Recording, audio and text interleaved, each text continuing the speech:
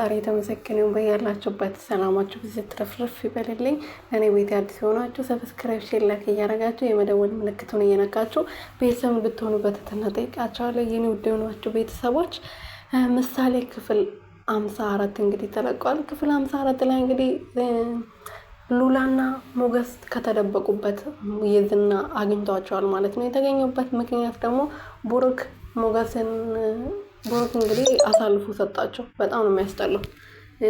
ተበቀለው ማለት ነው። እስከዛሬ ሲያደርግበት የነበረውን ነገር በዚህ ተበቀለው። የምሬን ነው ማለት ነው። እና እሱ የምሩን ነበር ይቅርታ አድርጎልኛል ብሎ ከሱ በአንድ ስል የነበረው ግን ብሩክም ደግሞ ወዶ አይደለም ከልጁ ስለመጣበት ነው ማለት ነው። ልጁ እየታመመች ነው፣ ልትሞት እየተቃረበች ነው፣ በጣም እየተሰቃየች ነው፣ ደም እየፈሰሳት ነው እና በጣም ከባድ ደረጃ ላይ ደርሳለች። ብሩክ ደግሞ ሞገስ ደግሞ ሚስቴን አግኝቻለሁ እንግዲህ ብሎ አለሙን እየቀጨ ነበር። የተደበቁበትም ደግሞ ብሩክ ያቅ ስለነበረ የዝናና ማሌት አግኝቶት ነበር እና እገዳውን ይነሳላል።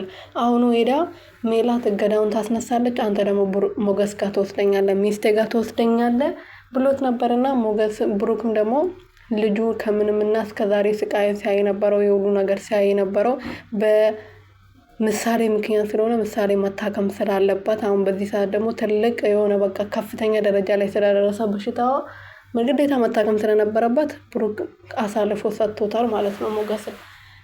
እንግዲህ እሱ ፍቅሩን እየቀጨ ነበረ። ሚስቴ ከዚህ በኋላ እሱ ጋር አትሄጂም፣ አጠገቡ አትደርሺም፣ እኔ ከሁሉም ሰው እቋቁምልሻለሁ፣ እጠብቅሻለሁ ብሏት ነበረ። ብሩክ እንግዲህ ይቅርታ ወዳጄ፣ ክጄ ያለው ምንም ማድረግ አልችልም፣ ወድጄ አይደለም፣ በልጄ ነው ይሄ ሁሉ የተፈተንኩት፣ በልጄ ነው ዝቅ ያልኩት፣ በልጄ ነው ከሰው በታች የሆንኩት፣ ስለዚህ ግዴታ ልጄ መታከም አለባት ብሎ ይቅርታ ጠይቆት የዝናን ወደ ሉላ ወስዶታል ማለት ነው።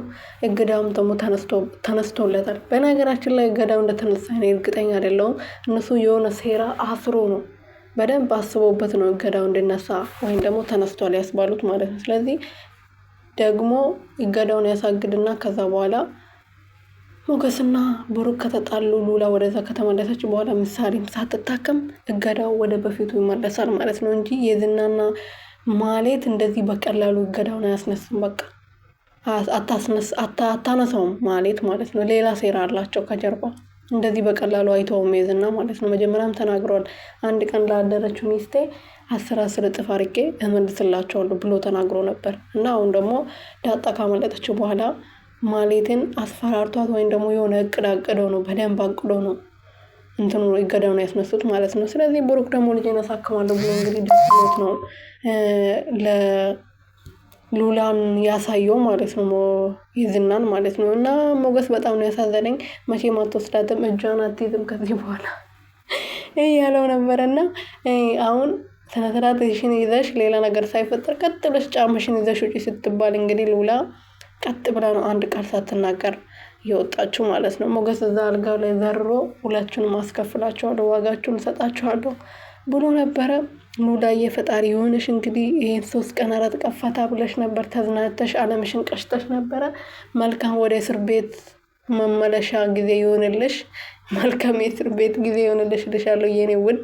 ሞገስም ደግሞ አይዞህ ተዝናና ተመልሳታለች። የመጨረሻ ያው ዞሮ ከአንተ ጋር ነው የምትሆነው። እስከዛ ድረስ ደግሞ ቻል አድርገው ምሳሌ ብትታከም እኛ በጣም ደስ ይለናል። ቅድስትዬ በተለይ ቅድስት ስለሷ ብላ ነው እስር ቤት እየገባችው።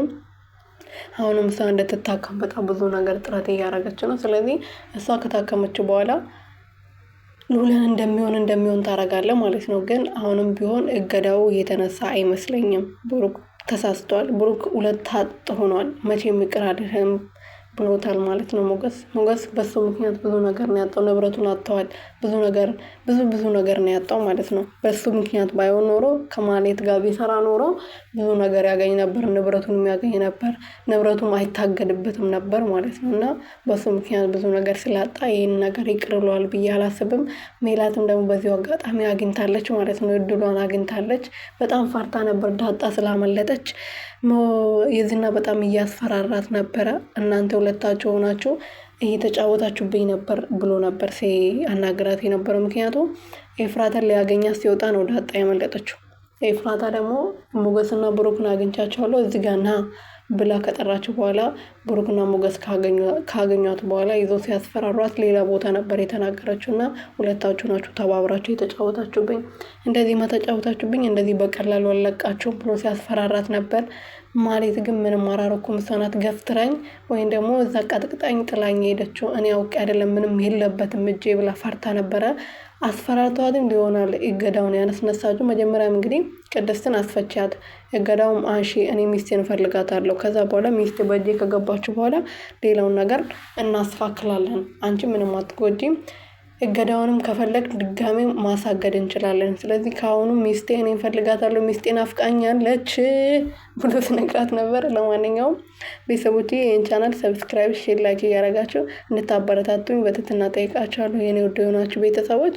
ምክንያቱም እናንተ ካላበረታታችሁኝ ይሄ ሁሉ እዚህ ጋ ቁጭ ብዬ ማውራቴ ወይም ደግሞ መለፍለፌ እናንተ ማስለቸቴ ጥቅም ስለሌለው